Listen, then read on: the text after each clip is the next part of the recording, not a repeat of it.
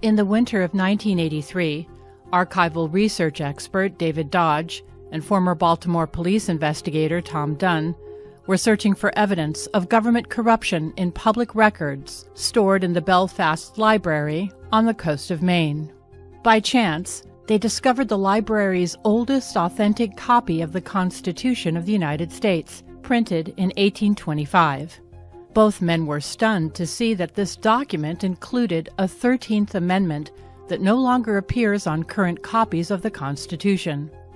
Moreover, after studying the amendment's language and historical context, they realized the principal intent of this missing 13th Amendment was to prohibit attorneys from serving in government. So began a 7-year nationwide search for the truth surrounding the most bizarre constitutional puzzle in American history: the unlawful removal of a ratified amendment from the Constitution of the United States. Dodge and Dunn have uncovered additional copies of the Constitution with the missing 13th Amendment, printed in at least 18 separate publications by 10 different states and territories over 4 decades, from 1822 to 1860. In June of 1991, Dodge uncovered the evidence that this missing 13th Amendment had indeed been lawfully ratified by the state of Virginia and was therefore an authentic amendment to the United States Constitution. If the evidence is correct, and no logical errors have been made, a 13th Amendment restricting lawyers from serving in government was ratified in 1819 and removed from our Constitution during the tumult of the unpleasantness between the Union and the Confederacy. Since the amendment was never lawfully repealed, it is still law today. The implications are enormous. The story of the missing amendment is complex and at times confusing because the political issues and vocabulary of the American Revolution were different from our own. However, there are essentially 2 issues. What does the amendment mean, and was the amendment ratified? Before we consider the issue of ratification, we should first understand the amendment's meaning and consequent current relevance. The missing 13th Amendment to the Constitution of the United States reads as follows: If any citizen of the United States shall accept, claim, receive, or retain any title of nobility or honor, or shall without the consent of Congress accept and retain any present, pension, office, or emolument of any kind whatever from any emperor, king, prince, or foreign power, such person shall cease to be a citizen of the United States, and shall be incapable of holding any office of trust or profit under them or either of them. At the first reading, the meaning of this 13th Amendment, also called the Title of Nobility Amendment, seems obscure and unimportant. The references to nobility, honor, emperor, king, and prince lead us to dismiss this amendment as a petty post-revolutionary act of spite directed against the British monarchy. In our modern world, anti-royalist sentiments seem so archaic and quaint that the amendment should probably be ignored, right? Nope.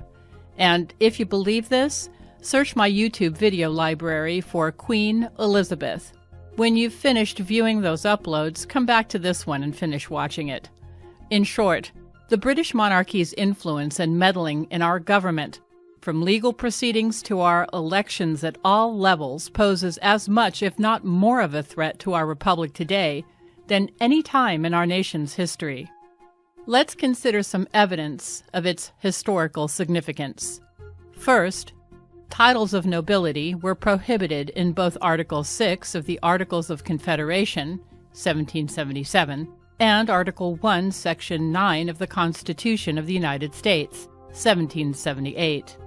Second, although already prohibited by the Constitution, an additional title of nobility amendment was proposed in 1789, again in 1810, and, according to Dodge, finally ratified in 1819.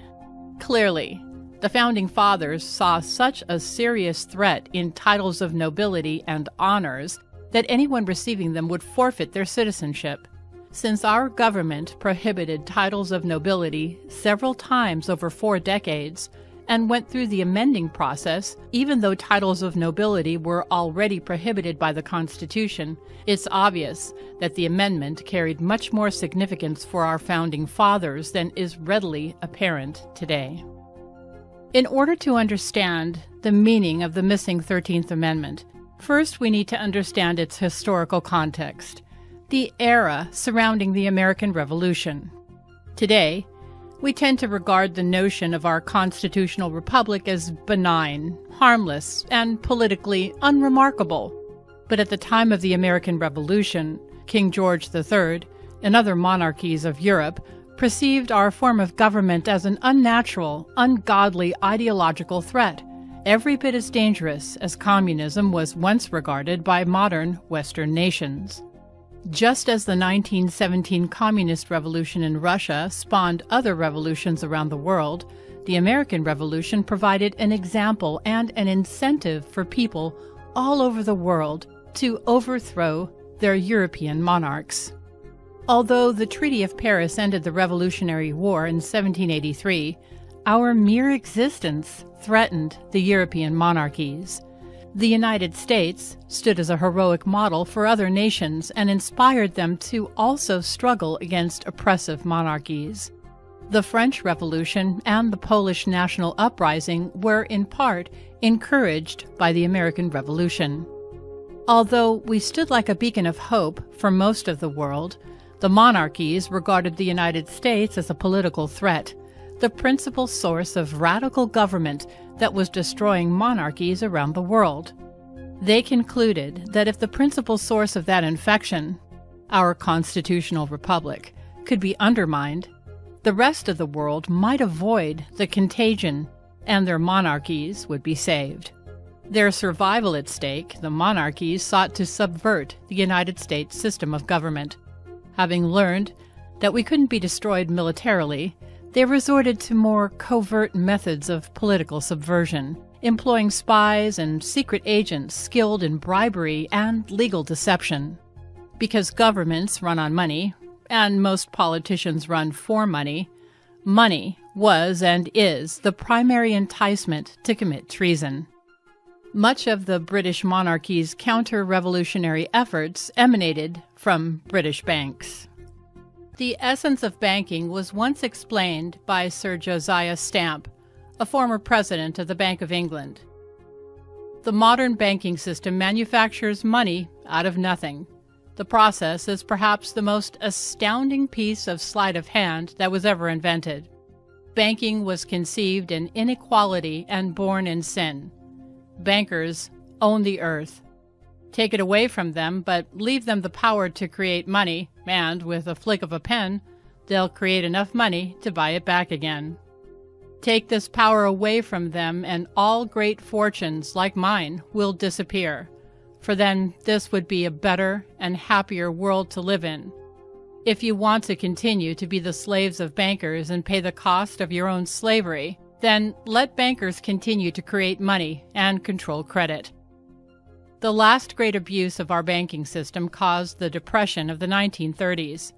Today's abuses may cause another.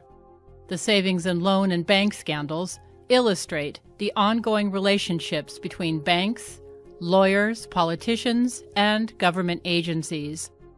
These scandals are a direct result of years of lawbreaking by an alliance of bankers and lawyers, using their influence and money to corrupt the political process and rob the public.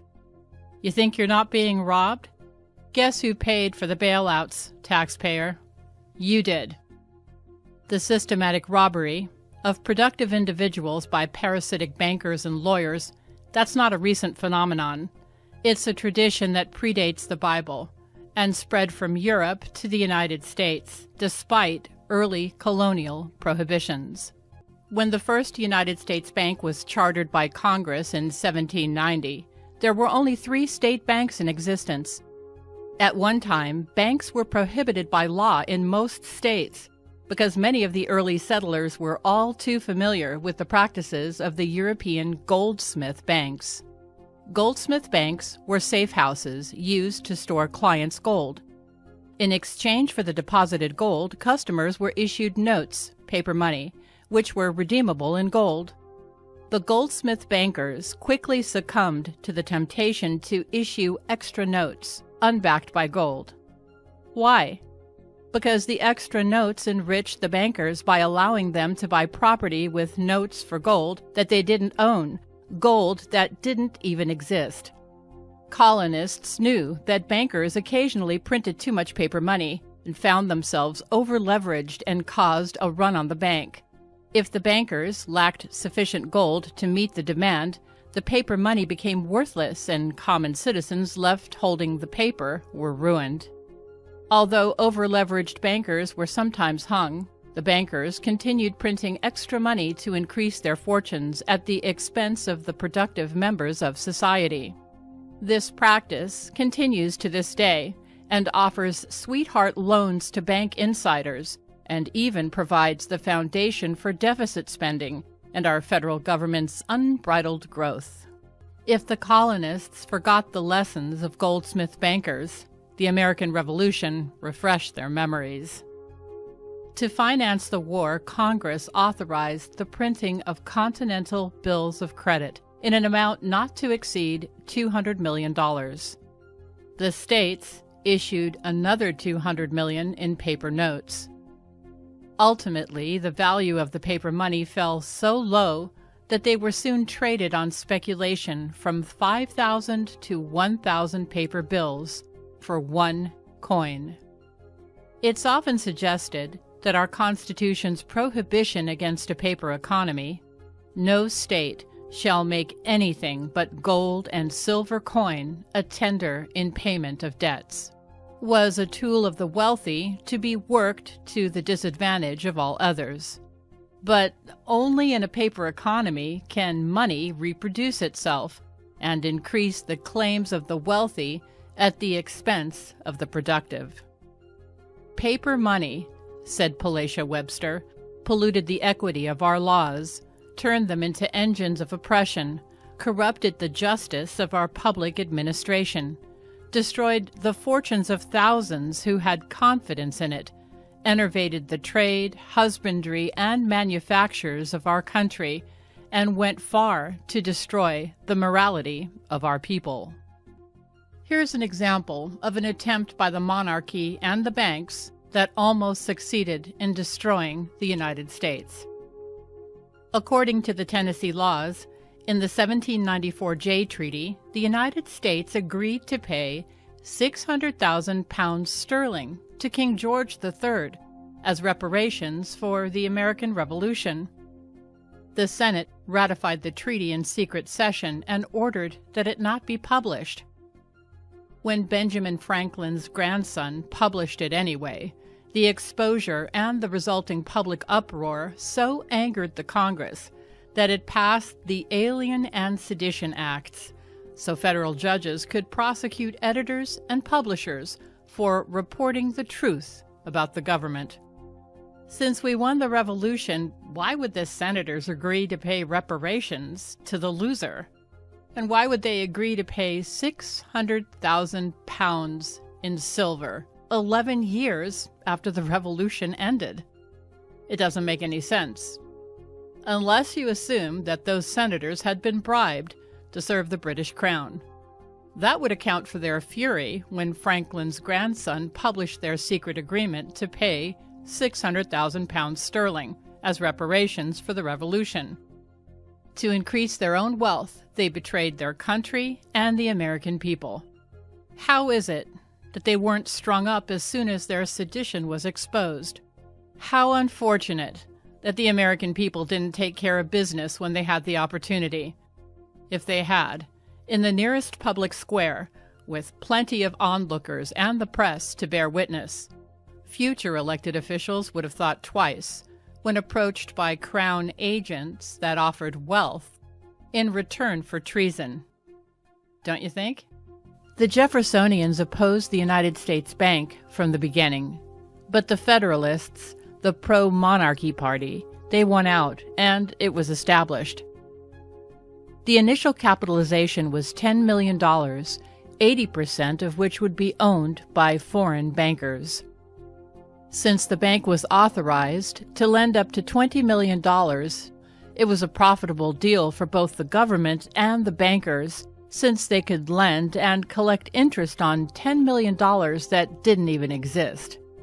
However, the European bankers outfoxed the government, and by 1796 the United States government owed the bank $6,200,000 and was forced to sell its shares.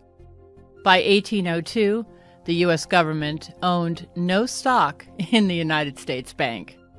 The sheer power of the banks and their ability to influence representative government by economic manipulation and outright bribery was exposed in 1811, when the people discovered that European banking interests owned 80% of the bank. The U.S. Congress, therefore, refused to renew the bank's charter. This led to the withdrawal of $7 million in specie by European investors, which in turn precipitated an economic recession and the conflict of 1812. Sound familiar? There are undoubtedly other examples of the monarchy's efforts to subvert or destroy the United States. Some are common knowledge, while others remain to be disclosed to the public. For example, David Dodge discovered a book called 2 VA Law in the Library of Congress Law Library. According to Dodge, this is an uncatalogued book in the rare books section that reveals a plan to overthrow the constitutional government by secret agreements engineered by attorneys. This is one of the reasons why the 13th Amendment was ratified by Virginia, and the notification lost in the mail. There's no public record that this book exists. That may sound surprising, but according to a May 1991 article in the Gazette, the Library of Congress has 349,402 uncatalogued rare books and 13.9 million uncatalogued rare manuscripts. There may be secrets buried in that mass of documents even more astonishing than a missing constitutional amendment. In seeking to rule the world and destroy the United States, bankers committed many crimes. Foremost among these crimes were fraud, conversion, and plain old theft.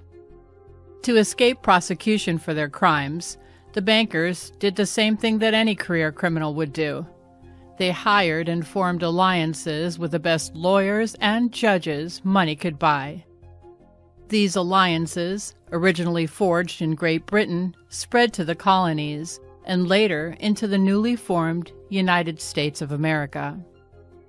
Despite their criminal foundation, these alliances generated wealth and ultimately respectability.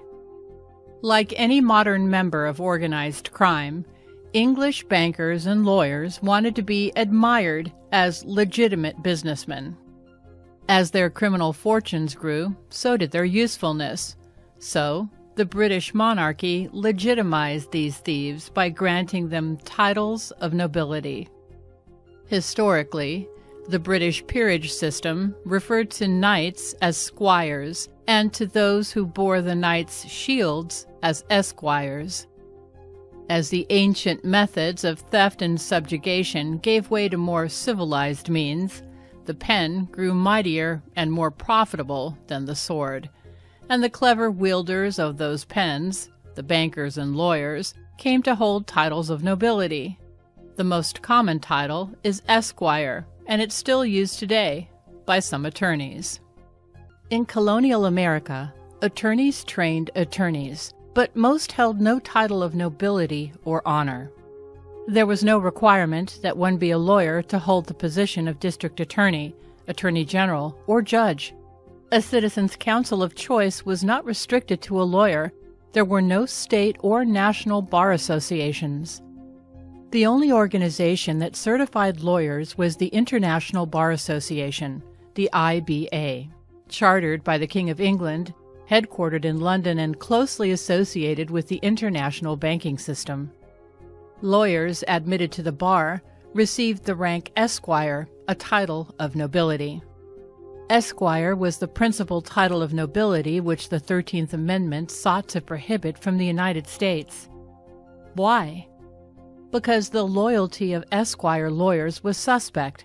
Bankers and lawyers with an esquire behind their names were agents of the monarchy, members of an organization whose principal purposes were political, not economic, and regarded with the same wariness that some people today reserve for members of the KGB or the CIA. Article 1, Section 9 of the Constitution sought to prohibit the International Bar Association or any other agency that granted titles of nobility from operating in the United States. But the Constitution neglected to specify a penalty, so the prohibition was ignored, and agents of the monarchy continued to infiltrate and influence the government, as in the Jay Treaty and the U.S. Bank Charter incidents. Therefore, a title of nobility amendment that specified a penalty, the loss of citizenship, was proposed in 1789 and again in 1810. The meaning of the amendment is seen in its intent to prohibit persons having titles of nobility and loyalties to foreign governments and bankers from voting, holding public office, or using their skills to subvert our government. The missing amendment is referred to as the Title of Nobility Amendment, but the second prohibition against honor may be the more significant. According to David Dodge, Tom Dunn, and Webster's Dictionary, the archaic definition of honor, as used when the 13th Amendment was ratified, meant anyone obtaining or having any privilege or advantage over another. A contemporary example of an honor granted to only a few Americans is the privilege of being a judge. Lawyers can be judges and exercise the attendant privileges and powers. Non-lawyers cannot. By prohibiting honors, the missing amendment prohibits any advantage or privilege that would grant some citizens an unequal opportunity to achieve or exercise political power. Therefore, the intent of the 13th Amendment was to ensure political equality among all American citizens by prohibiting anyone, even government officials, from claiming or exercising a special privilege or power, an honor, over other citizens. If this interpretation is correct, honor would be the key concept in the 13th Amendment. Why? Well, because while titles of nobility may no longer apply in today's political system, the concept of honor remains very relevant. For example, anyone who has a specific immunity from lawsuits which isn't afforded to all citizens, they would be enjoying a separate privilege, an honor, and would therefore forfeit their right to vote or hold public office. Think of the immunity from lawsuits that our judges, lawyers, politicians, and bureaucrats enjoy today. Consider the special interest legislation that our government passes. Special interests, that's a euphemism for special privileges, for honors. If the missing 13th Amendment were restored, special interests and immunity might be rendered unconstitutional. The prohibition against honors, against privileges, would compel the entire government to operate under the same laws as the citizens of this nation. Without their current personal immunity, our judges and IRS agents would be unable to abuse common citizens with impunity. If the 13th Amendment were restored, our entire government would have to conduct itself according to the same standards of decency, respect, law, and liability as the rest of the nation. If this amendment and the term honor were applied today, our government's ability to systematically coerce and abuse the public would be all but eliminated. Imagine a government without special privileges or immunities. How could we describe it? It'd be almost like a government of the people, by the people, for the people. Imagine a government whose members were truly accountable to the public. a government that could not systematically exploit its own people. It's unheard of. It's never been done before, not ever in the history of the world. Senator George Mitchell of Maine and the National Archives concede that this 13th Amendment was proposed by Congress in 1810. However, they explain that there were 17 states when Congress proposed the Title of Nobility Amendment, that ratification required the support of 13 states, but since only 12 states supported the amendment, it was not ratified. The Government Printing Office agrees. It currently prints copies of the Constitution of the United States, which include the Title of Nobility Amendment as proposed, but not ratified. Even if this 13th Amendment were never ratified, even if Dodge and Dunn's research or reasoning is flawed or incomplete, it would still be an extraordinary story. Can you imagine? Can you understand how close we came to having a political paradise right here on Earth? Do you realize what an extraordinary gift our forebears tried to bequeath to us, and how close we came? One vote, one state's vote. The federal government concedes that 12 states voted to ratify the amendment between 1810 and 1812, but they argue that ratification required 13 states, so the amendment lays dormant in our history, unratified for lack of just one more state's support. One vote. David Dodge, however, says one more state did ratify, and he claims he has the evidence to prove it. With your daily digest of current events and commentary, this has been Headlines with a Voice.